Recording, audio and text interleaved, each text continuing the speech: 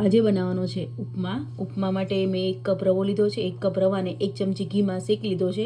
એકદમ medium flame ઉપર શેકવાનો છે, બ્રાઉન ના થાય એનું ધ્યાન રાખવાનું ને 10 મિનિટ માટે શેકવાનો છે. અને અહીંયા લઈ લીધા છે કાજુ અને સિંગદાણા, એને પણ મેં ઘીમાં શેકી લીધા છે. તો મેં તેલ અને ઘી અહીંયા મિક્સ લઈ લીધું છે. એમાં મેં ચણાની દાળ અને અડદની દાળ નાખી દીધી છે. એને આપણે થોડી બ્રાઉન થવા દઈશું. જો એ થોડી બ્રાઉન થઈ ગઈ છે, કલર ચેન્જ થઈ ગયો છે, હવે આપણે નાખી દઈશું રાઈ અને રાઈને ફૂટવા દઈશું થોડી વાર. રાઈ ફૂટી ગઈ છે, હવે આપણે લીમડો અને લીલા મરચાં નાખી દઈશું. તમારા તીખાશ પ્રમાણે મરચાં નાખી. હવે આપણે નાખી દઈશું કાંદા. ચડી ગયા છે, હવે આપણે નાખી દઈશું ગાજર આમાં અને ફણસી બીન્સ. આપણે જો બધા વેજીસ થોડા ચડી ગયા છે, હવે આપણે નાખી દઈશું વટાણા. વટાણા મેં અહીંયા ફ્રોઝન લીધા એટલે થોડા ગરમ પાણીમાં માઇક્રોવેવ કરી લીધા છે. તો વટાણા નાખી દીધા.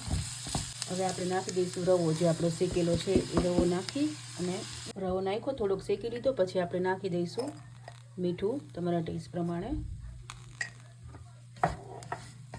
આપણે અહીંયા 1 કપ રવો લીધો છે, એની સામે આપણે 2.5 કપ જેટલું પાણી નાખવાનું છે.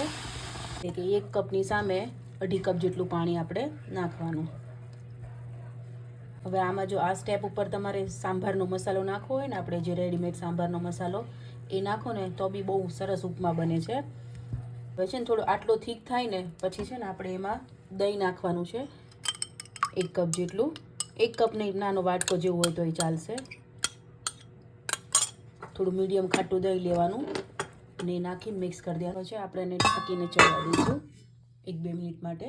નાખી દઈશું સિંગદાણા અને કાજુ જે શેકેલા હતા એ, અને દાણા. તમે લીંબુ પણ નાખી શકો, પણ આપણે દહીં નાખ્યું હતું ને એટલે લીંબુ નહીં નાખીએ.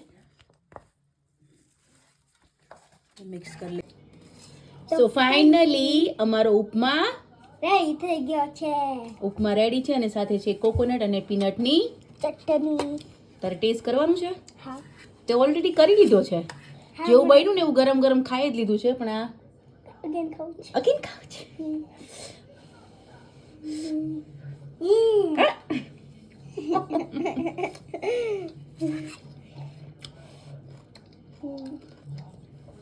કેવું બનાવ્યો છે મમ્માએ? તો ઉત્તપમની રેસીપી, સોરી ઉપમાની રેસીપી કેવી લાગી એ મને કહેજો, અને તમે પણ બનાવજો.